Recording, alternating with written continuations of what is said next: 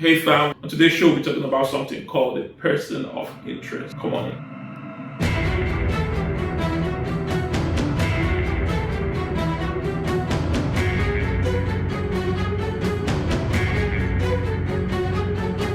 I believe God gives different families or individuals something that will help them shine in destiny, something that sets them apart from the rest in the crowd, something unique to their God-ordained calling. Sometimes it could be something as simple as height, tall people. Everybody in the family is tall. Sometimes it could be something as simple as, they call it street smart. Some it might be book smart. Some it might be they are good at working with their hands. Now, that's just to form a background for what we are going to talk about today. You can tell me what is unique in your family in the comment section. Now, let's look at the family of Abraham. Now, looking at the family of Abraham, I believe they were gifted with something unique, which looks like a heightened spiritual discernment because of what God has ordained for Abraham and his descendants. He had to give him something unique. Imagine a man wakes up in the morning and he tells you he hears God, and he was just too sure that that voice will not fail him. You might be outside the family of Abraham and you will hear Isaac talk about his father,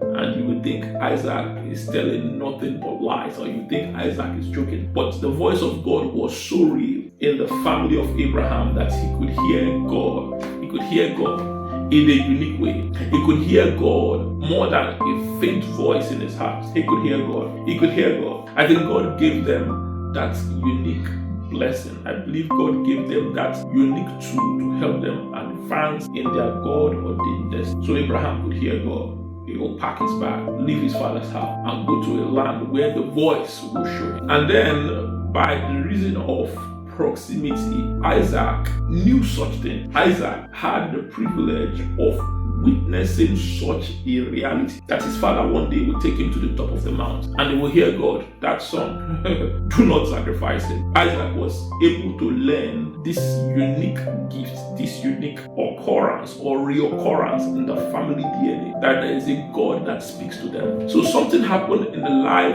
of Isaac that, if it was a movie, I would say it's a twist that turned around the whole story.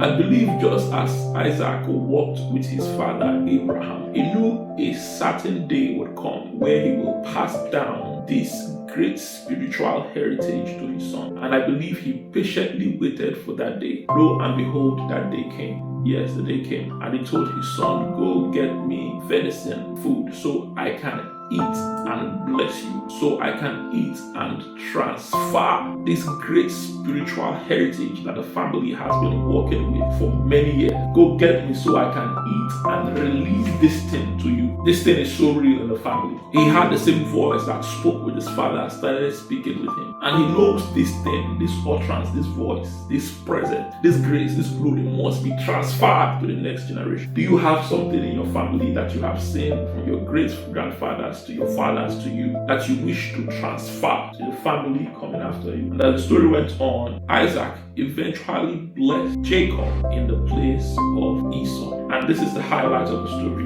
And the Bible recorded here that Isaac was greatly terrified. Something strange just happened. Something unexpected just happened. This great family DNA, this great family gift, this great family move. He was like, how did I screw this up? Not knowing behind the scene, God already had a plan from the beginning. But then let's proceed with the story.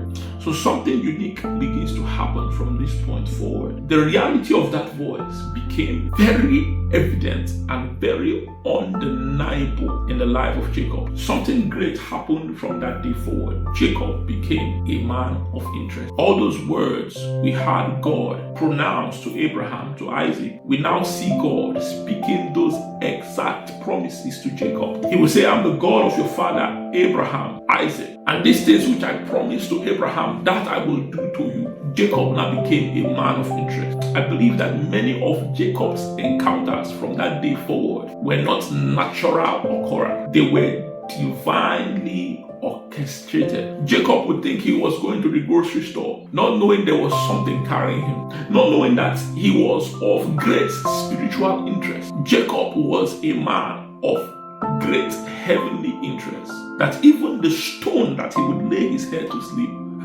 was handpicked by God. It was not a coincidence that when Jacob laid his head on the stone, the heaven opened before him, and he saw angels ascending and descending on the ladder into heaven and back into earth. Jacob was no longer an ordinary man. Sometimes in your life, some seasons in your life, you become a man of interest. When you become a man or a person of interest, or from a family of interest, the things that occur in your day-to-day life will not be natural occurrence. If you are wise and patient enough to observe the things happening in your life, many of us will know that we are persons of interest. Are you a person of interest?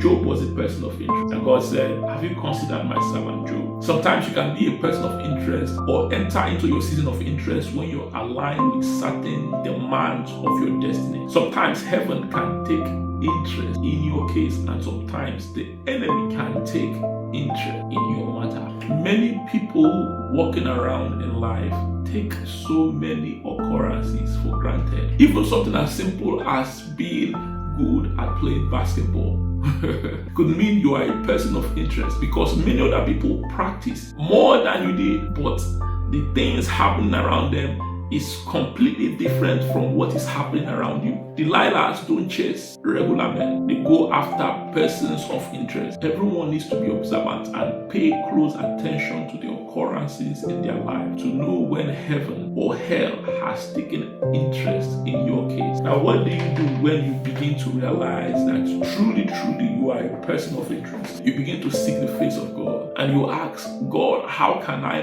maximize this open heaven over me? When you realize you have entered into a season of interest, you must seek higher wisdom, the wisdom of God. And if you realize you're a person of interest, that dark power have risen to truncate God's agenda in your life, you must seek for a higher power. You must seek for the way, the truth, in life. Jesus says, I am the way, the truth, and the life. No one comes to the Father except through me. Don't live your life ordinary. Don't trivialize happenings in your life. Trace your steps and move forward in the right direction. Be blessed.